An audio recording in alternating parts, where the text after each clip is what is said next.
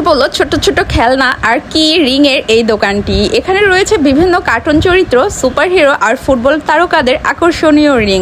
ছোটদের পাশাপাশি বড়রাও শখ করে এমন স্মারক কিনে নিয়ে যাচ্ছে। দেখুন আর্জেন্টিনা জার্সি পরা ফুটবলারের এই সুন্দর কি রিংটি। ফুটবল প্রেমীদের জন্য এমন ছোট্ট স্মারকগুলো রথের মেলার অন্যতম আকর্ষণ। এছাড়াও এই দোকানে দেখতে পাচ্ছেন মাটির তৈরি নানান ধরনের ফল ও সবজি সংগ্রহ। আম, কামরাঙ্গা, তরমুজ, আপেল সহ আরও অনেক ধরনের ফল খুব সুন্দরভাবে হাতে তৈরি করা হয়েছে। আমাদের গ্রামীণ সংস্কৃতির ও লোকশিল্পের একটি সুন্দর নিদর্শন হলো এই মাটির খেলনাগুলো। শিশুদের খেলাধুলার পাশাপাশি ঘর সাজানোর জন্যই অনেকে এগুলো কিনে থাকেন। রথের মেলা এমন ঐতিহ্যবাহী মাটির শিল্পকর্ম আজও মানুষের কাছে অনেক জনপ্রিয়। যাদের সবজির প্রয়োজন আছে তারা অবশ্যই এখান থেকে সবজিগুলো নিয়ে নিতে পারেন। কত সুন্দর সুন্দর সিম, বাঁধাকপি, ফুলকপি, বেগুন, টমেটো সব কিছু রয়েছে, আর বাজারে যেয়ে কিনা লাগবে না। দেখে মনে হচ্ছে পুরো সবজি বাজার এখানেই চলে এসেছে। রথের মেলায় ঘুরতে ঘুরতে চোখে পড়লো আঁকা নাম ও ডিজাইনের এই সুন্দর স্টলটি। এখানকার শিল্পীরা খুব যত্ন নিয়ে পাথর, কাঠ সহ বিভিন্ন জিনিসপত্রের ওপর পছন্দ মতো নাম ও নকশা এঁকে দিচ্ছেন। আমিও সুযোগটা হাতছাড়া করিনি, নিজের জন্য একটি ফুল আঁকিয়ে নিলাম। এমন হাতে তৈরি ছোট্ট স্মারক অনেক দিন পর্যন্ত এই মেলার স্মৃতি মনে করিয়ে দিবে। রথের মেলার কথা উঠলে যে জিনিসটা ছোটবেলার স্মৃতি ফিরিয়ে আনে সেটি হলো কাচের তৈরি এই রকেট। ভেতরের রঙিন পানি ভরা এই রকেটগুলো দেখতে যেমন সুন্দর তেমনই মেলার অন্যতম প্রধান আকর্ষণও বটে। ছোটবেলা থেকে প্রতি রথের মেলায় এগুলো দেখে আসছি। সময় বদলে গেছে, অনেক কিছু বদলে গেছে, কিন্তু এই কাচের তৈরি রকেটগুলো আজও সেই আগের মতোই মেলার ঐতিহ্য আর শৈশবের স্মৃতির হয়ে রয়ে গেছে।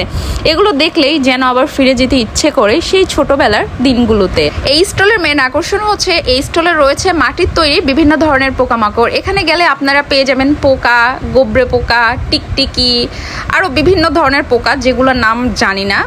তাদের তৈরি করা হাতের এই জিনিসগুলো খুবই অসাধারণ। আপু আপনার এক্স কতগুলো আপনার এক্স দেখতে পাচ্ছেন?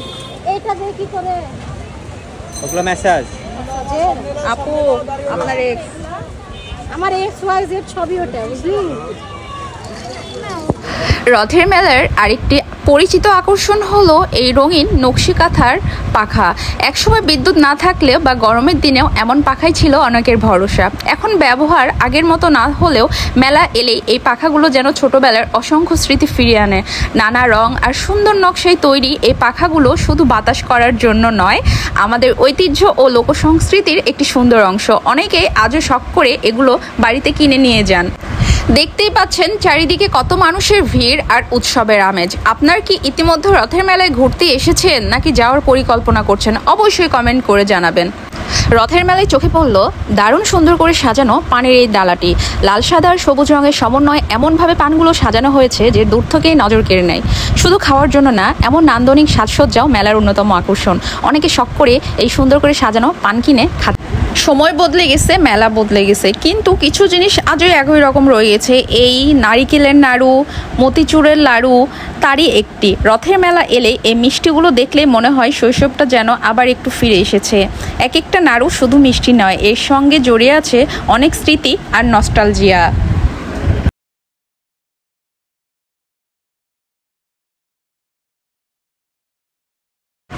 এই মেলায় শুধু কেনাকাটা হয় না, তৈরি হয় অসংখ্য স্মৃতি। ছোটরা নতুন খেলনা নিয়ে খুশি হয়, বড়রা পুরনো বন্ধুদের সঙ্গে দেখা করে।